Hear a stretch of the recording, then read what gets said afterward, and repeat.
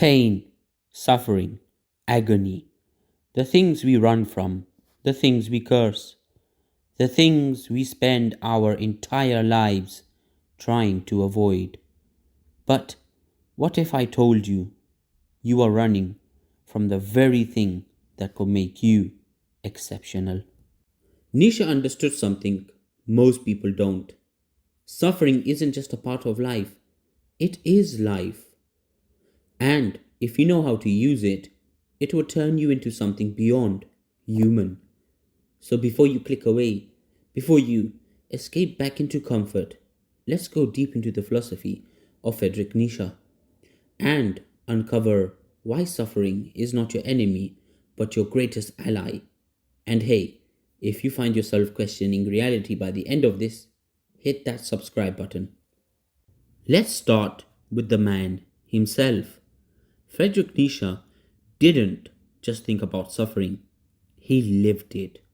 He was plagued by illness, rejection, loneliness, and excruciating pain for most of his life. He suffered migraines so intense they would leave him bedridden for days. His eyesight deteriorated to the point where he could barely read his own writings. His works were ignored, laughed at. His books sold horribly. His love rejected him. His closest friend, Richard Wagner, abandoned him. And in the end, he went insane, collapsing in the streets of Turin after embracing a beaten horse in what would become his final tragic moment. But did Nietzsche ever cry out in self pity? Did he ever seek salvation in some comforting illusion? No. He took all of it, all the suffering, all the pain, and he used it to forge something greater. He used it to fuel his philosophy, to shape ideas so powerful we are still talking about them today. As he once wrote in Beyond Good and Evil, he who has a why to live can bear almost anyhow. Here is the thing most people don't understand. Nietzsche didn't just accept suffering, he believed it was important, that it was required, not just for himself, but for you. Most of society is built around escaping suffering.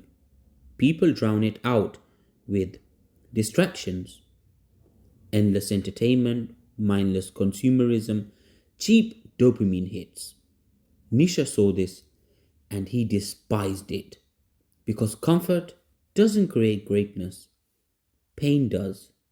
He saw suffering as the crucible that forges true strength. Think about it. Who are the strongest people you know, the wisest, the most resilient? They are never the ones who had an easy life.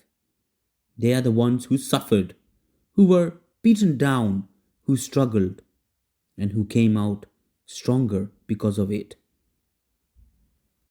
In The Gay Science, Nietzsche writes, "What does not kill me makes me stronger."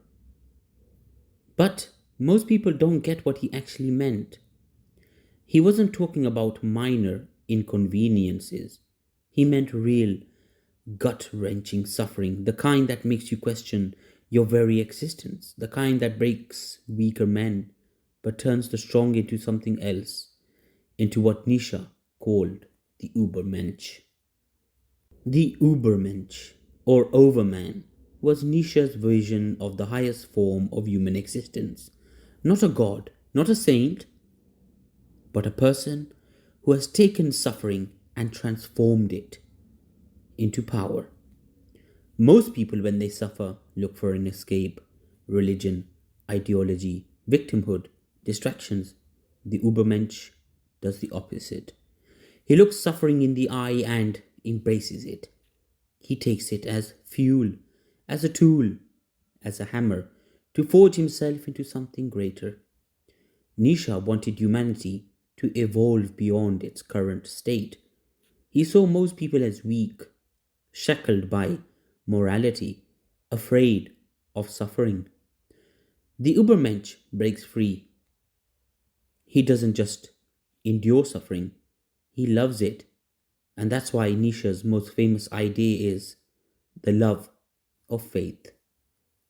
Imagine this: everything that has ever happened to you, every heartbreak, every failure, every tragedy, you not only accept it, but you love it.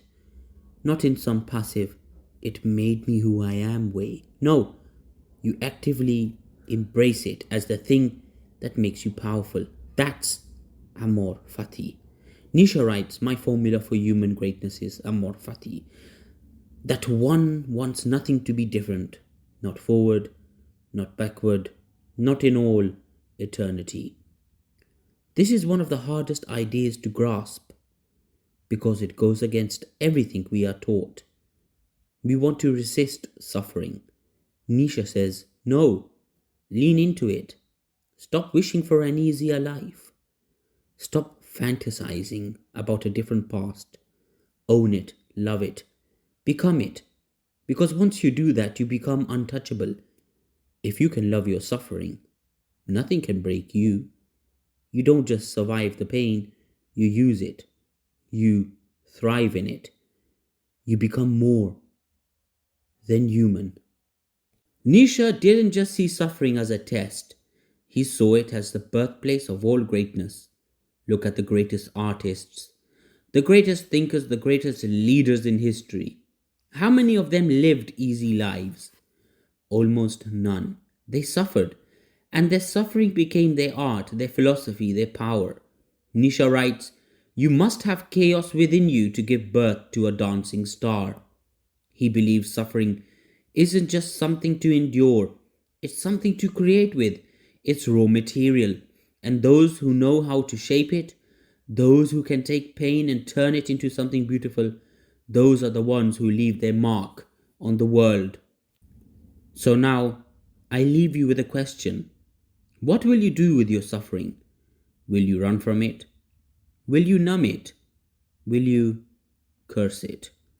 Or will you use it? Will you take every ounce of pain and turn it into something extraordinary? Nietzsche's answer is clear. Suffering is not something to escape.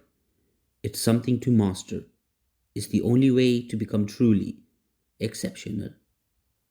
If you found this video mind-blowing, if Nietzsche's words hit you in the gut, then subscribe, because we're just getting started. And remember, what does not kill you makes you stronger if you let it. Until next time, love your faith.